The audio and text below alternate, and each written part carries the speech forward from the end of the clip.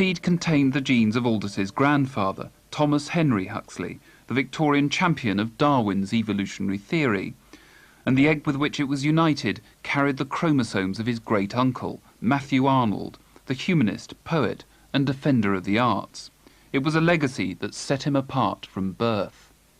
He simply, from very, very early on, had a passion for learning and a passion for knowing. And as a little boy, he used to sit and think. But what was particular about him was not so much the inheritance, but something about him that made him quite extraordinary. I mean, I talked to people who are now no longer with us, who knew him when he was a little boy, and it's not the word I carelessly used, there was an otherness about Aldous. It was an accident of illness rather than birth that was to secure Huxley's sense of otherness. In 1911, when he was at Eton, he awoke one morning to find his eyes swollen and sore. His peculiar vision of the world was to be shaped by their subsequent deterioration. And it left him for 1 year entirely blind. I mean, to the extent of having to walk with a guide. And he learned Braille.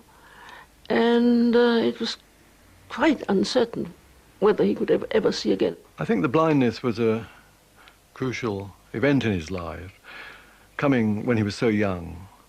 And so far as he knew, not curable. One thing was that he was immensely courageous about it.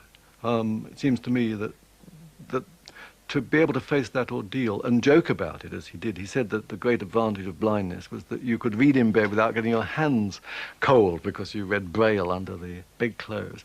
Anyone who could do that had got immense courage.